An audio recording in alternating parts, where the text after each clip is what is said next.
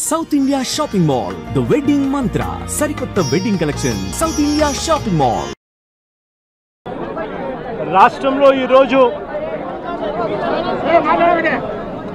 రైతులు పడతా ఉన్న అవస్థలు ఎలా ఉన్నాయి అంటే రాష్ట్రంలో రైతుని ఇవాళ పట్టుచుకునే పరిస్థితిలో ప్రభుత్వం లేని కారణంగా రైతులు ఆత్మహత్యలు చేసుకుంటా ఉన్న పరిస్థితులు మన రాష్ట్రంలో కనిపిస్తూ ఉన్నాయి.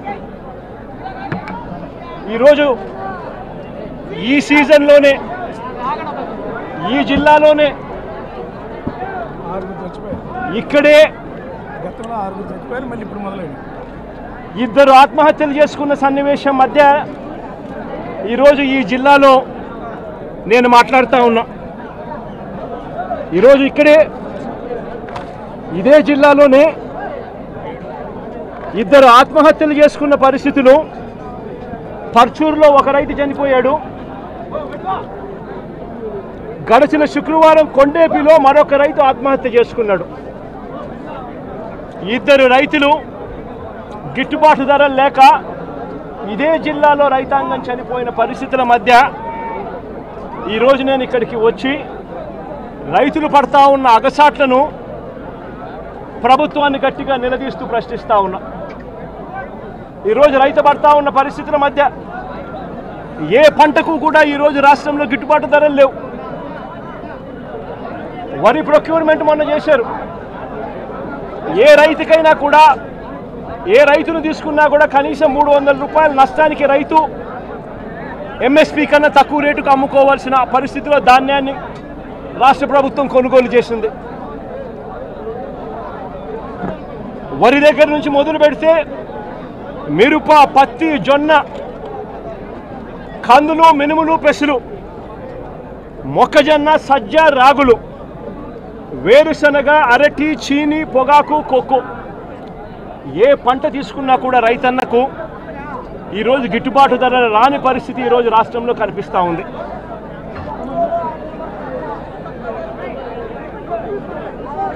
కేవలం ఒక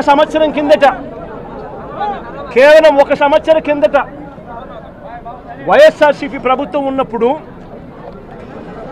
రైతు రాజ్యంగా రాష్ట్రంలో పరిపాలన సాగించినప్పుడు రైతు పరిస్థితి ఎలా ఉండేది, ఒక్క సంవత్సర కాలంలో రైతు ఎలా దిగజారిపోయాడు అని చెప్పడానికి నిదర్శనం ఈరోజు రాష్ట్రంలో ఈ జిల్లాలో జరిగిన రైతు ఆత్మహత్యలు.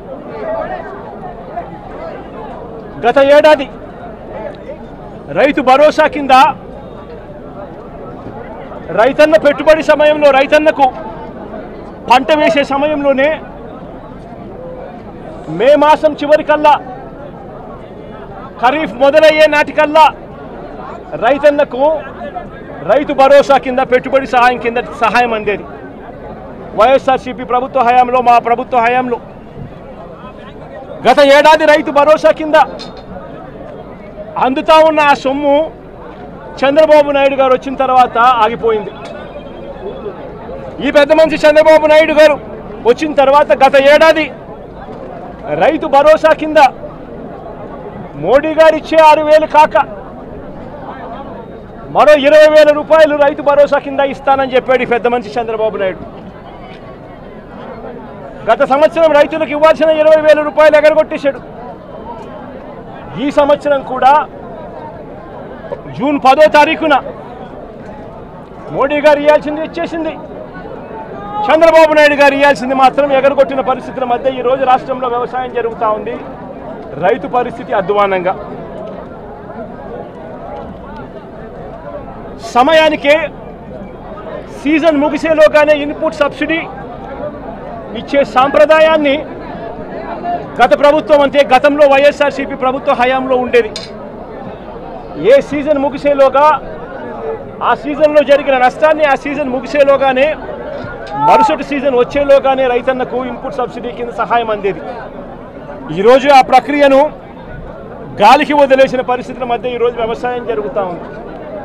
వైఎస్ఆర్సీపీ ప్రభుత్వ హయాంలో అంటే మా ప్రభుత్వ హయాంలో రైతులకు పంట వేసిన తర్వాత ఆ పంట నష్టం పోతుంది అన్న భయం లేకుండా రైతులకు ఉచితంగా పంటల బీమా చేసి ప్రతి ఎకరాను ఈ క్రాప్ చేసి ఆర్బీకేల ఆధ్వర్యంలో పారదర్శకంగా రైతులకు ఉచిత పంటల బీమా వైఎస్ఆర్సీపీ ప్రభుత్వం అమలు చేస్తే చంద్రబాబు నాయుడు గారి ప్రభుత్వం వచ్చిన తర్వాత ఆ ఉచిత పంటల బీమా ఎత్తివేసిన పరిస్థితుల్లో ఈరోజు రాష్ట్రంలో వ్యవసాయం కనిపిస్తూ ఉంది.